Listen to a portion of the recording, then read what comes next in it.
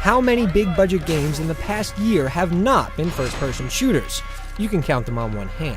When publishers consider that they need to sell over 1 million copies of an Xbox 360 or PlayStation 3 game to turn a profit, risk is not generally a part of the equation.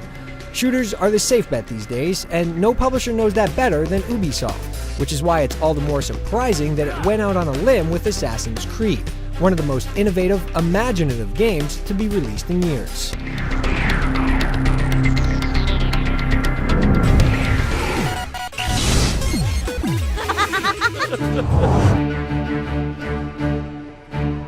We'll get one thing out of the way first. There's a huge twist that we're not going to ruin for you, and the story's score has been rated with this in mind. With disclaimers out of the way, we can talk about what amounts to 90% of the experience. You play as Altaïr, an assassin from the Third Crusade. His band of silent killers are at perpetual war with the Templars, a group of invaders bent on domination.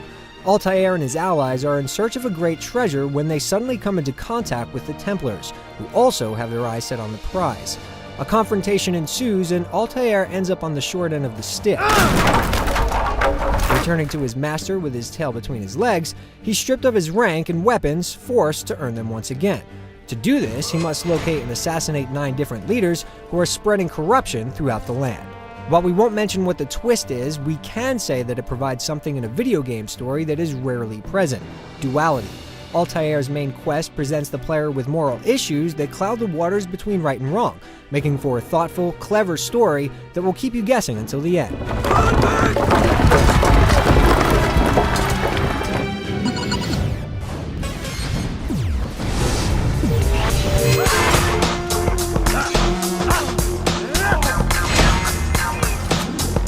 Once Altaïr loses his abilities and equipment, the game goes into full-on Metroid mode.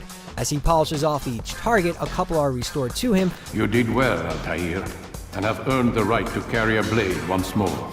But that's not to say he's a walking arsenal. His instruments are simple yet effective, with a sword, throwing knives, and a hidden blade his only death-dealing devices. When you initially boot up the game, it can be a little confusing. You'll discover horse travel right away, which allows you to traverse the kingdom's overworld in search of the game's 3 cities, slicing enemies along the way. Once you've visited all 3 boroughs, you'll have the option to simply warp there, which is a welcome feature considering the miles of terrain that separate them. Once inside a city, there's a strict series of events that you must complete. First, you must visit the local Assassin's Bureau to gather clues on the whereabouts of your target. The second step is to climb tall structures to survey the area. This will plot points on your map for other lookouts and mission objectives. The third is to complete the mission objectives. While there are 6 investigative objectives total per hit, you're only asked to complete 2 or 3 before moving on to the next step, which is the actual assassination. Mission objectives aren't all that varied, and this process repeats 9 times throughout the course of the game. By the end, you'll have had your fill of pickpocketing, roughing people up for information, and talking to informants. Here's what I learned about Talal. Calling Assassin's Creed an open-ended game is a bit of a stretch. While you have your choice of a few missions to complete out of 6, and you can choose the order of your targets to assassinate, that's basically where the flexibility ends. There are other side objectives like saving citizens who are being tortured by Templars. Thank you. I'll find a way to repay this kindness, I swear it. Or collecting hidden flags scattered throughout the city, but neither is really worth the effort. Assassin's Creed will last you a good 12 to 15 hours depending on your skill level, which is pretty beefy by today's standards. There's not much incentive to keep playing once the quest is done, and there's no online functionality to speak of.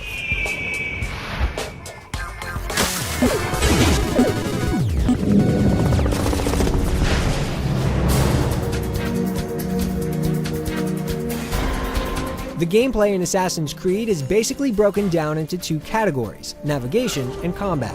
The game has been billed as offering complete navigational freedom, and it undoubtedly delivers. You can run up most walls and get a handhold, and then start climbing simply by holding the analog stick in whatever direction you want Altaïr to go. He automatically adapts to whatever hand and footholds are available. There are no buttons to press, and it can seem almost too easy until you have a dozen soldiers chasing after you, navigating the terrain just as quickly. Jumping doesn't require much input either. You can simply hold the right trigger and a button and he'll automatically jump from one object to another, whether it be posts jutting from stucco, rooftops, scaffolding, or hanging platforms. And it all looks so natural. There are no awkward transition animations or moments where Altaïr looks like anything other than a badass. You are not We don't know how Ubisoft Montreal did it, but it's definitely a step forward for the industry. Unfortunately, the combat doesn't fare quite as well, mainly due to moronic enemies.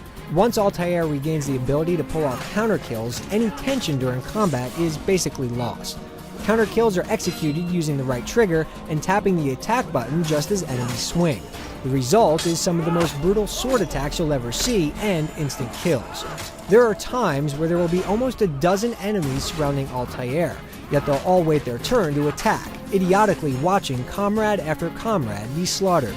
It would be a game breaker if it weren't for the crowd running mechanic and interaction with the game world.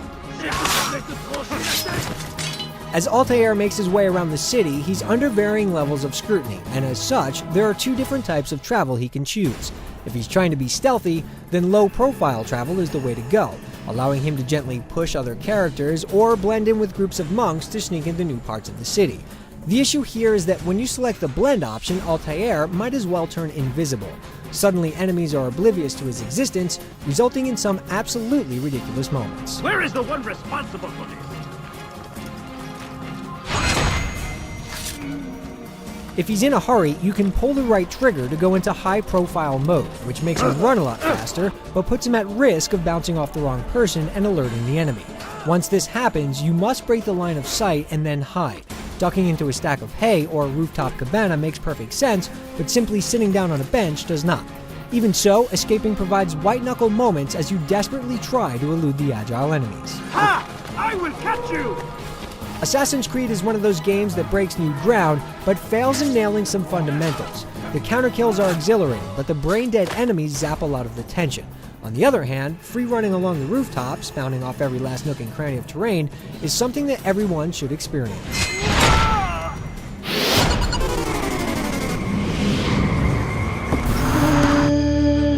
Grand Theft Auto 3 was the first game to really display a living, breathing city in full 3D, but oh how far we've come. The city streets in Assassin's Creed are absolutely stunning. They're packed full of unique character models, all walking and interacting with one another in a completely natural way. Toss in rubbing elbows with the unpredictable Altaïr, and you have the recipe for a game that has to be seen to be believed. The game is so full of unpredictability, yet Altaïr never appears to move synthetically.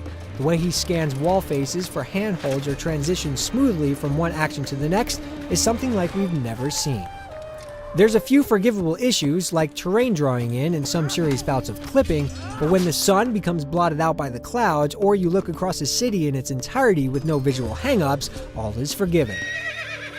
The voice acting is just as able, with compelling performances from the smallest of parts. Ah, he returns at last. Abbas, where are the others? Every citizen on the street has something to say in reaction to the events around them, How odd.